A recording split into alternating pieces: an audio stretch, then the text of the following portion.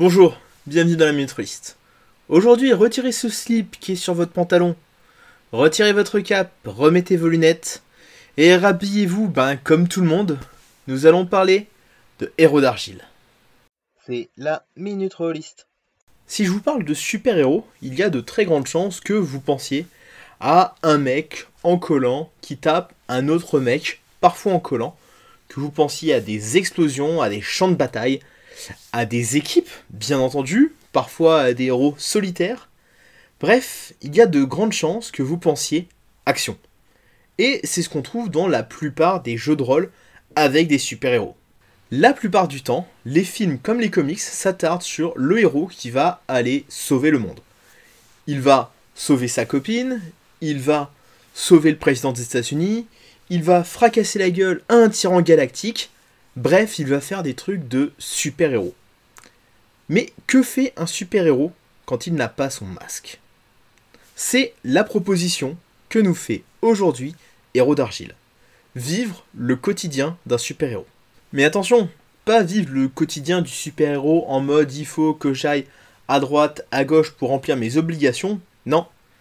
Vivre la vie lambda d'un individu lambda, avec tous les problèmes que cela implique, tout comme cela implique aussi ses problèmes en tant que super-héros.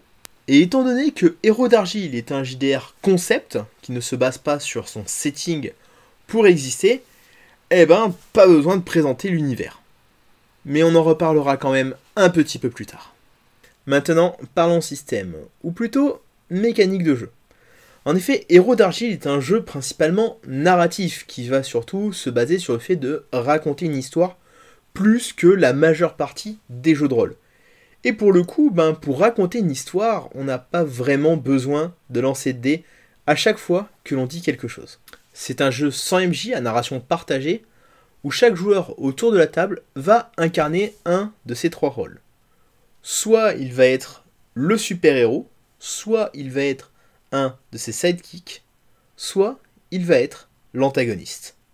Dans ce jeu, il y a deux mécaniques vraiment intéressantes selon moi. La première, ce sont les remembrances. Ce sont des souvenirs.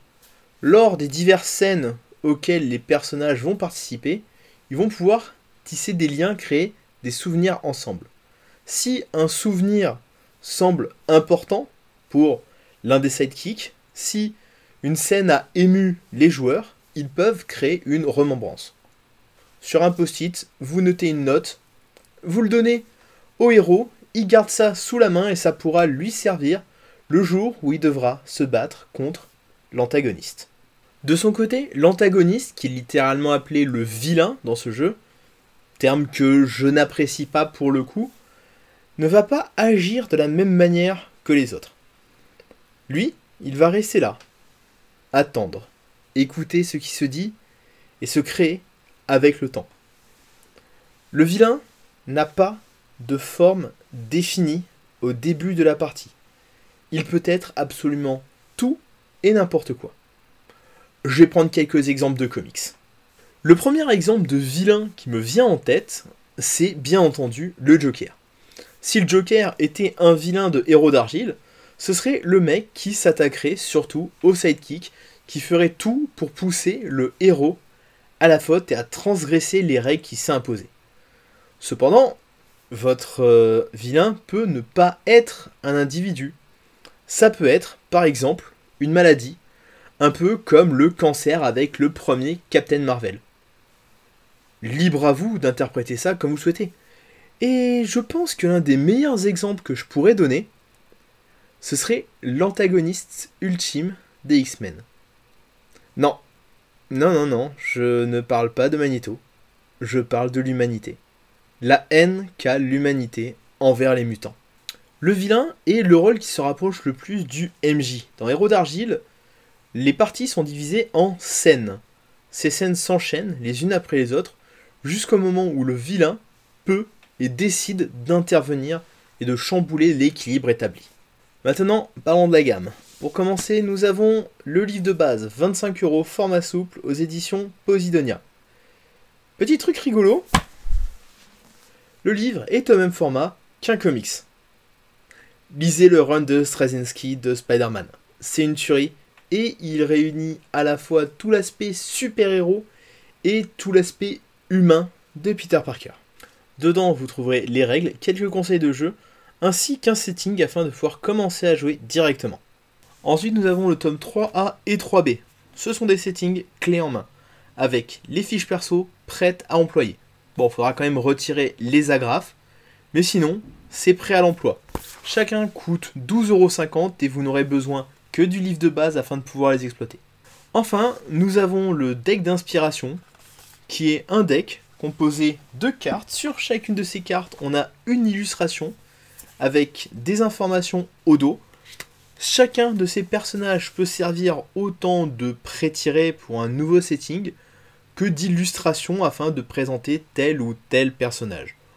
Vous mettez ça au milieu de la table. Si vos joueurs ont envie d'intégrer un PNJ dans la partie, ça peut servir. Ce deck est à 30€. Tout ce contenu peut aussi être acheté au format PDF pour 10€ sur le Itch.io de l'auteur. Vous trouverez un lien dans la description. Du coup, Héros d'Argile, qu'est-ce que j'en pense? Eh ben, c'est un super bon premier jeu narratif. C'est un jeu plein de bonnes idées, avec un gameplay asymétrique.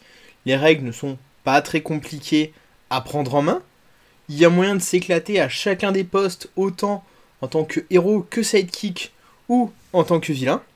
Pour le coup, vous avez intérêt à vraiment beaucoup aimer votre MJ pour lui prendre l'intégralité de la gamme au format physique.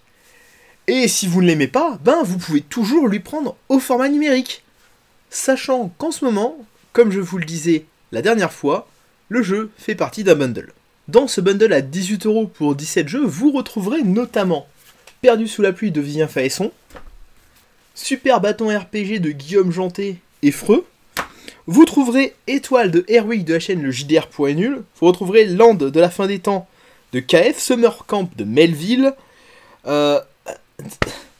Dragonfly Motel de Thomas fucking Munier, et bien entendu Héros d'Argile de Simon et Manon Lee.